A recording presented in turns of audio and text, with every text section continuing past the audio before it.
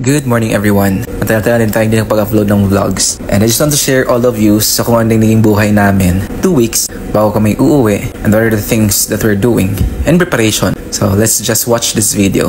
Kalmado yung dagat and nag-cargo cleaning yung mga tropa namin, yung mga deck boys kasi papunta kami ngayon sa Australia for loading. Syempre yung loading pa rin namin is iron ore. And while the deck guys are washing the cargo holds 1 until 9. Kami naman sa makina is nagpipintura kami. So we are making sure na presentable yung makina or yung engine namin, engine room rather, bago siya in-hand over sa bagong owner. It is a sign of professionalism and also respect na din sa bagong owner ng barko. So while we are still staying here sa barko namin, minimaintain namin yung ganda niya and also the machineries na dapat is working well siya. Are working well kasi marami. So yun lang. Bali sumama ko kay Sir Boson para kumuha ng pintura kasi nga mamimpintura nga kami, paulit-ulit.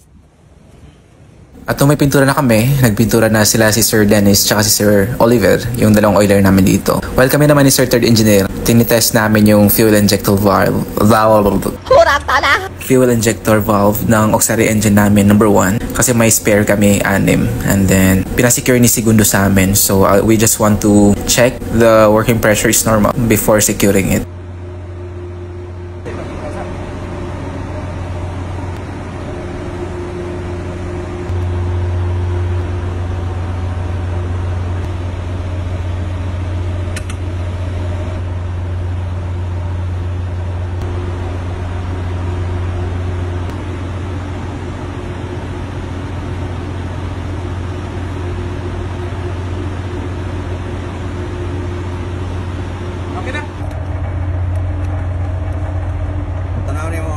Gamay diri sa pikas daran. Sumura si anak dia.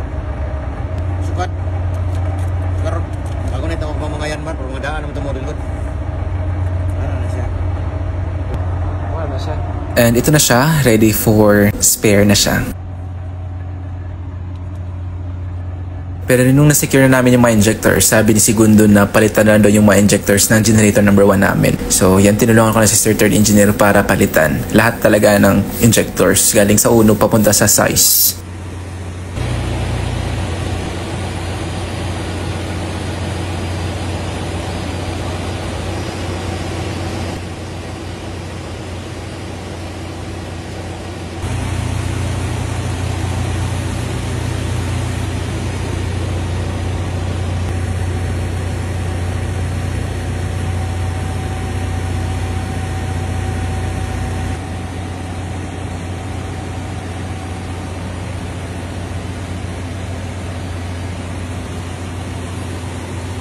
Kung tapos na kami sa generator, inutusan ako si Segundo na mag-ferrous test, TBN test, at saka cold corrosion test sa lube oil namin sa aming main engine. So kumuha ko ng samples dyan sa engine scavenging port.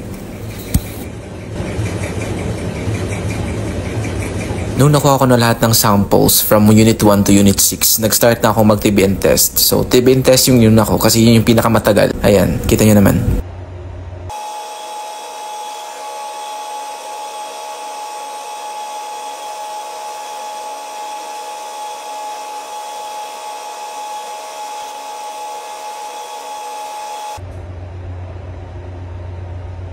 Pagkatapos sa TBN test, sinunod ko naman is yung cold corrosion test. Din yung kasi yung isa sa pinakamatagal talagang gawin na test.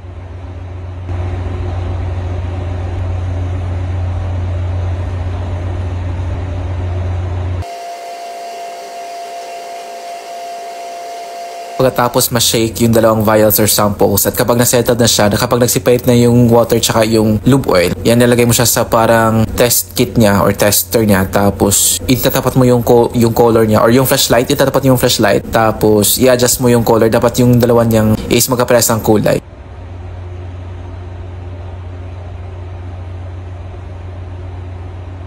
Last na ginawa kong test is yung ferrous test. So, check ko lang yung ppm niya every test or every vials. Ayan.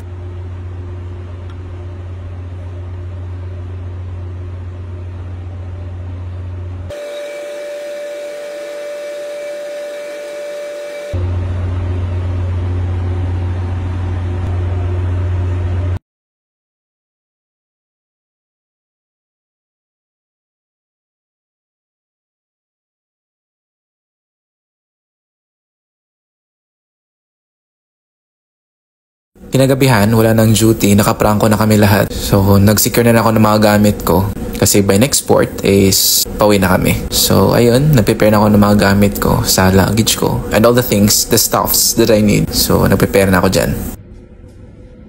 And yan lang muna for now. Salamat sa panonood guys. And don't forget to follow for more videos like this. Thank you and ingat!